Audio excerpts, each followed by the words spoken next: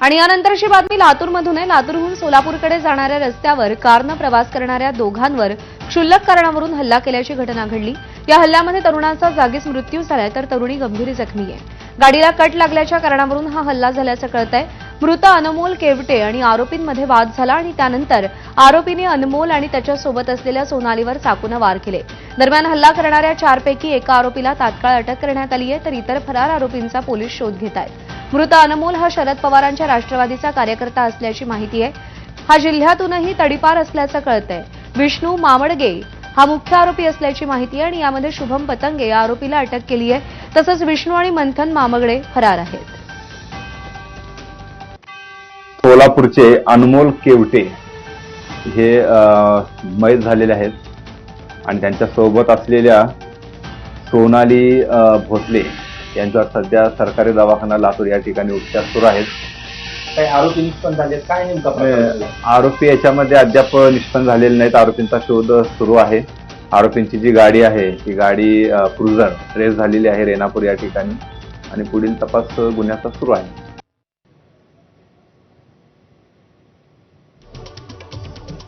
तर मृत अनमोल केवटेची पार्श्वभूमी आपण पाहूयात। शरद पवारांच्या राष्ट्रवादीचा तो कार्यकर्ता आणि अखिल भारतीय भ्रष्टाचार निर्मूलन संघर्ष समितीमध्ये कार्यरत होता।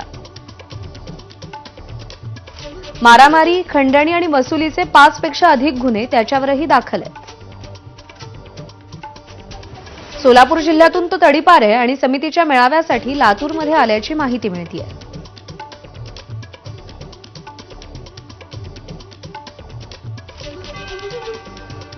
भाजप नेते गोपीचंद पडळकर यांनी राष्ट्रवादीचे नेते जयंत पाटील यांच्याविषयी बोलताना बेताल वक्तव्य केल्यानं राष्ट्रवादी शरद पवार पक्ष आक्रमक झालाय।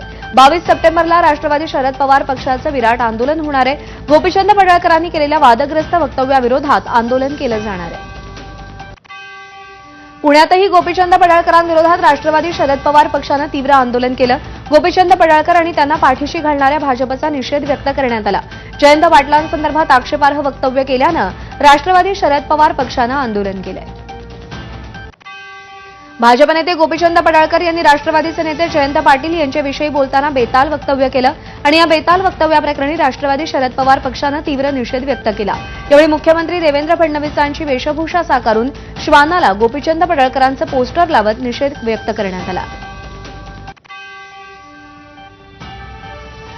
सध्या मुंबईसह राज्यभरात मुख्यमंत्री देवेंद्र फडणवीसांचे देवाभाऊ नावाचे छत्रपती शिवरायांना मानवंदन करणारे बॅनर झळकतायत। मात्र आता देवाभाऊ नावाचे बॅनर पदपथाच्या किनारी कचराकुंडीजवळही पाहायला मिळत आहेत। मुंबईतील कुर्ला परिसरात कचराकुंडीजवळ हे बॅनर लावण्यात आलेत, त्यामुळे शिवप्रेमींच्या भावना दुखावल्यात। मनसेही याबाबत आक्रमक झाली आहे। ज्या ठेकेदारानं हे बॅनर लावलेले आहेत त्याच्या कानाखाली आवाज काढणार असल्याचा इशारा मनसेनं दिलाय।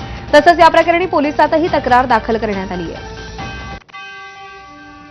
कबुतरांना दाणे टाकल्यास गुन्हा दाखल होईल हे कोर्टाचे आदेश आहेत आणि त्यानुसार मुंबईत कबुतरांना दाणे टाकणाऱ्या चौघांवर गुन्हा दाखल करण्यात आलाय। वांद्रे पोलीस स्टेशनमध्ये चौघांवरती गुन्हा दाखल झालाय आणि यामध्ये एका महिलेचाही समावेश आहे। मेहताब अहमद शेख, निखिल सरोज, सलाम दुर्गेश कुमार अशी आरोपींची नावं आहेत आणि हे तिघेही एका खासगी कंपनीत नोकरी करतात। तर चौथ्या आरोपी महिलेची माहिती समजलेली नाही। कबुतरांना दाणे टाकताना बीएमसी कर्मचाऱ्यांनी रोखलं, मात्र ते ऐकायला तयार नव्हते आणि त्याचवेळी एक महिलाही घटनास्थळी आली आणि तिघेही कबुतरांना दाणे टाकत होते। तिनेही विनंतीकडे दुर्लक्ष केलं आणि अखेर या चौघांवरती गुन्हा दाखल करण्यात आला। राज्यातील विविध विद्यापीठांतर्गत अभियांत्रिकी पदवी म्हणजेच बी.टेक अभ्यासक्रमांसाठी झालेल्या प्रवेश प्रक्रियेत यंदा सर्वाधिक प्रवेश सावित्रीबाई फुले पुणे विद्यापीठात झालेत। या विद्यापीठाच्या अंतर्गत 70,420 जागा उपलब्ध होत्या, त्यापैकी तब्बल 60,482 विद्यार्थ्यांनी प्रवेश घेतलाय। दुसऱ्या क्रमांकावर लोणेरे येथील डॉ. बाबासाहेब आंबेडकर तंत्रज्ञान विद्यापीठ असून या विद्यापीठामध्ये 43,509 जागांपैकी 29,998 विद्यार्थ्यांनी प्रवेश मिळवला। त्यानंतर मुंबई विद्यापीठानं तिसरं स्थान पटकावलं असून तिथल्या महाविद्यालयांमध्ये 15,950 विद्यार्थ्यांनी प्रवेश घेतलाय। मुंबईतील मोनोरेल सेवा आजपासून अनिश्चित काळासाठी बंद ठेवण्यात येणार आहे। इंजिनिअरिंग आणि तांत्रिक सुधारणेच्या कारणास्तव ही सेवा बंद केली जाते। मोनोरेल सेवा नियमितपणे तांत्रिक समस्यांचा सामना करत होती आणि त्यामुळे प्रवाशांच्या सुरक्षेबद्दल चिंता निर्माण झाली होती। मोनोरेल सेवा 2 महिने बंद ठेवली जाऊ शकते आणि या काळामध्ये मोनोरेलच्या सेवेमध्ये आमूलाग्र बदल करण्याची एमएमआरडीएची योजना आहे। आगामी काळामध्ये मोनोरेल सेवेत अत्याधुनिक तंत्रज्ञान वापरण्यात येईल आणि त्यानंतर ती पुन्हा प्रवाशांच्या सेवेत रुजू केली जाईल असं एमएमआरडीएकडून सांगण्यात आलं आहे। मुंबईतल्या नेव्हीनगरमधून इन्सास रायफल चोरी प्रकरणात मोठी माहिती समोर आली आहे. तेंदूपत्ता, सागवान लाकूड आणि पीडब्ल्यूडी कंत्राटदारांकडून पैसे उकळण्याची योजना आरोपी रमेश दुबुल्लानं आखली होती. गुन्हे शाखेच्या सूत्रांनी दिलेल्या माहितीनुसार आरोपी अग्निवीर राकेश दुबुल्लाचा मोठा भाऊ उमेश दुबुल्लाचा नक्षलवादी गटात स्क्वॉड कमांडर बनण्याचा इरादा होता. परिसरात दहशत पसरवण्याचा आणि त्याद्वारे व्यापारी आणि कंत्राटदारांकडून पैसे उकळण्याचा त्याचा हेतू होता. तपासादरम्यान गुन्हे शाखेच्या अधिकाऱ्यांना असे काही पुरावे मिळाले, ज्या आधारे हा अँगल समोर आलाय. नांदेड जालना या समृद्धी महामार्गाच्या टप्प्याला परभणीच्या सेलू तालुक्यातील 10 गावांच्या शेतकऱ्यांनी प्रखर विरोध केलाय. इतर ठिकाणी करोडो रुपये दिले जात असताना सेलूतील शेतकऱ्यांना एकरी 1,60,000 एवढाच मोबदला का, असा सवाल शेतकऱ्यांनी उपस्थित केलाय. या सगळ्या शेतकऱ्यांनी मनोज जरांगे यांची भेट घेतली असून त्यांची ही साथ या शेतकऱ्यांना मिळणार आहे. मात्र रक्ताचे पाठ वाहिले तर आम्ही या दरानं 1 इंचही जमीन देणार नसल्याचा इशारा या शेतकऱ्यांनी दिलाय. शिवाय प्रशासनही खोटेपणानं आमच्यासोबत वागत असल्याचा आरोप या शेतकऱ्यांनी केलाय, ज्यामुळे समृद्धी महामार्गाचं काम सुरू होण्याआधीच वादात सापडलंय. आंदोलक शेतकऱ्यांशी बातचीत केली आहे पंकज क्षीरसागर यांनी. 1,60,000 रुपये या दराने शासन पैसे देत आहे. किती एकरला? एकरी 1,60,000. एकरी 1,60,000 रुपयामध्ये शासन आमची जमीन घेत आहे. मला सांगा, 1,60,000 रुपयामध्ये अर्ध्या गुंठ्याचा प्लॉट तरी आज येत आहे का? तर आमचं मुख्यमंत्री साहेब आणि महसूल मंत्री साहेबाला एकच म्हणणं आहे, साहेब तुम्ही काय करा, आम्हाला पैसे देऊच नका. आमची 1 एकर जर जमीन जात असेल, तुम्ही 5 पट मोबदला द्यायले ना, आम्हाला 1 एकरला 5 पट जमीन द्या. शासन काय म्हणतं, जर कोणी फ्रॉड केलं त्याच्यावरती गुन्हे नोंद करा. मग आज या शासनाच्या सर्वच अधिकाऱ्यांनी 15 अधिकाऱ्यांनी जर शेतकऱ्याची फसवणूक केली तर यांच्यावरती निश्चितपणे गुन्हे नोंद झाले पाहिजे. मी 2021 मध्ये 18 लाख रुपये एकरनं जमीन घेतली. तिचा दर 1,84,000 रुपये शासनाने काढलाय. तर जर जमीन 18 लाख रुपये एकरनं जमीन खरेदी केली, तिचा दर आज प्रशासनानं 1,84,000 रुपये प्रति एकर काढलाय. म्हणजे 10 पट मलाच घाटा झाला त्याच्यामुळे. मध्यरात्री झालेल्या पावसानं बीड अहिल्यानगर महामार्गावरील घाट रस्ता जामखेड घाटामध्ये वाहून गेला. परिणामी मार्गावरची वाहतूक ठप्प झाली. काही वाहनधारक याच ठिकाणाहून धोकादायक प्रवास करताना दिसून आले. सध्या पाटोदा जामखेड या महामार्गादरम्यान रस्त्याचं काम सुरू आहे. मात्र जामखेड घाटात रस्ता वाहून गेल्याचं समोर आलंय. सदरील परिस्थिती पाहता वाहतुकीमध्ये बदल करण्यात आलाय. संबंधित प्रशासनाकडून महामार्गावरची सेवा पूर्ववत करण्याचा प्रयत्न सुरू आहे. हा रस्ता वाहून गेल्यानं बीडहून अहिल्यानगरकडे जाणारी वाहतूक बंद आहे. धाराशिवमधील गोपाळवाडी परिसरामध्ये तुफान पाऊस पडला आणि या जोरदार पावसामुळे सोयाबीन शेताला तळ्याचं स्वरूप आलं. पावसामुळे नदी नाले तुडुंब भरून वाहत आहेत. अचानक ढगफुटी सदृश पावसामुळे शेतकऱ्याच्या सोयाबीनचं मोठ्या प्रमाणात नुकसान झालंय. तर सरकारनं सरसकट पंचनामे करत तात्काळ मदत जाहीर करावी, अशी शेतकऱ्यांची मागणी आहे. बार्शी तालुक्यातील बेलगाव परिसरात वादळी वारा आणि गारपिटीसह मुसळधार पावसानं हजेरी लावली. मुसळधार पावसामुळे शेती पिकांचं अतोनात नुकसान झालंय. त्याचसोबत ताडसौंदणे गावामध्ये पावसाचं पाणी शिरल्यानं जनजीवन विस्कळीत झालं. मांडेगाव येथील चांदणी नदीवरील पुलावरून जेसीबीच्या साह्यानं नागरिकांची ये-जा सुरू आहे. बार्शी सोलापूर मुख्य रस्त्यावर मोठ्या प्रमाणात पाणी साचल्यानं वाहतुकीला अडथळा निर्माण होतोय. एरवी 6 महिने टँकरवर काढणाऱ्या सांगोल्याला काल रात्री मुसळधार पावसानं झोडपलंय. रात्रीतून 170 मिलीमीटर पाऊस सांगोल्यात झाला. अनेक गावांना या पावसामुळे मोठा फटका बसलाय. अनेकांच्या घरात पाणी शिरल्यानं मोठं नुकसान झालंय. घरातील साहित्य वाहून गेलंय, तर काही ठिकाणी घरही पडली आहेत. उत्तर सोलापूर तालुक्यामध्ये गेल्या 4 ते 5 दिवसांपासून झालेल्या मुसळधार पावसामुळे द्राक्ष पिकाला मोठा फटका बसलाय. साखरेवाडी इथल्या गौरीशंकर साखरे यांच्या 13 एकर शेतात पाणीच पाणी झालंय. साखरे यांचं 60 ते 65 लाखांचं नुकसान झालंय. नुकसानाचे तात्काळ पंचनामे करावे, अशी मागणी शेतकऱ्यांनी केली आहे. आता माझी मागणी काय, शासनानं याला काय करावं, नुकसान भरपाई म्हणून काहीतरी द्यावं आणि जे जर नुकसान झाले त्याच्या उगा 60-70% तरी त्याला नुकसान द्यावे. 25-30% शेतकऱ्यानं सोसावी, असं माझं म्हणणं आहे. नाही जर शासनाने काही नुकसान भरपाई दिली, आत्महत्या करण्याशिवाय दुसरा मार्ग नाही. लातूर जिल्ह्यात झालेल्या मुसळधार पावसामुळे अनेक नदी नाले वाहत आहेत. तावरजा नदीच्या उपनदीवर असलेल्या पुलावरून पाणी वाहत असताना काही तरुणांनी पूल ओलांडण्याचं धाडस केलं. त्यामध्ये एक तरुण पाण्याच्या प्रवाहात वाहून गेला.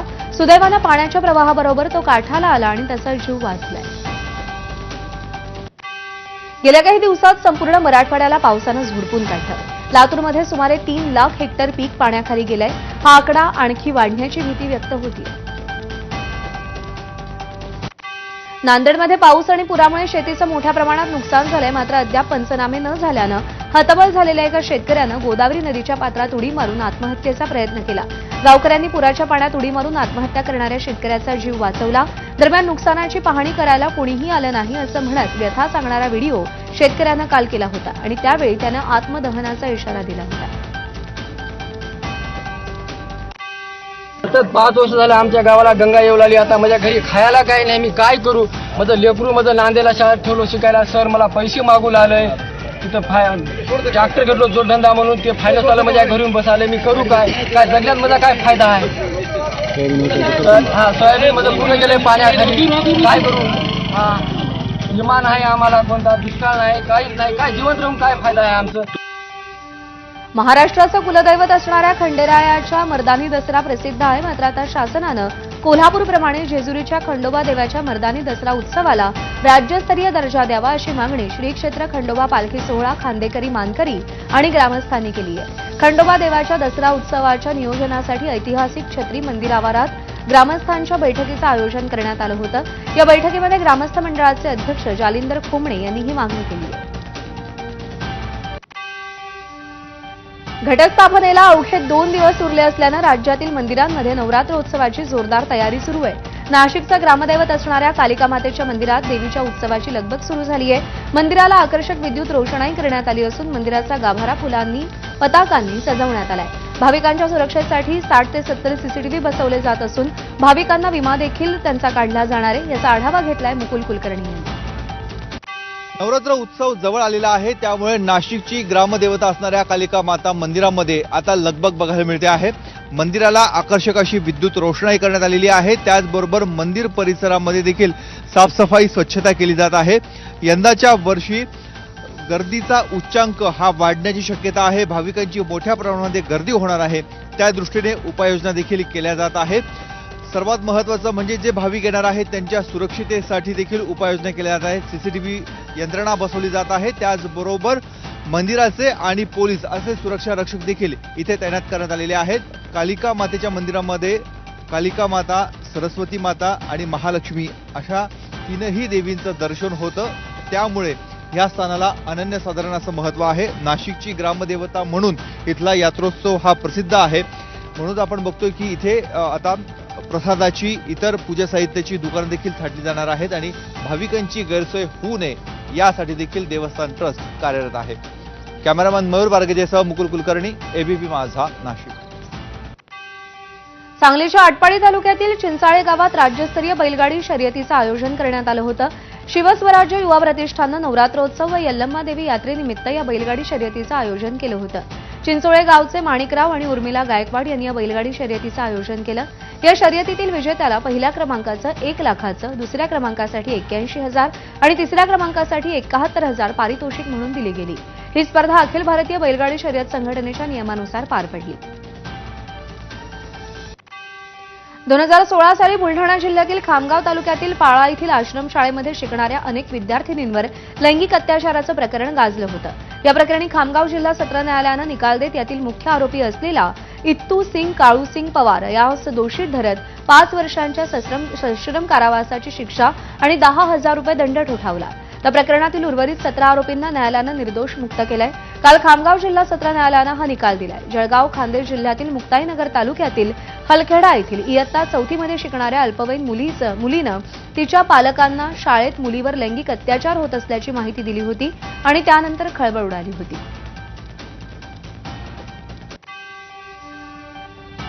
आणि या बातम्यांसह नमस्कार महाराष्ट्रामध्ये एक छोटासा ब्रेक घेऊन बुलेटिनमध्ये आता इथेच थांबतोय.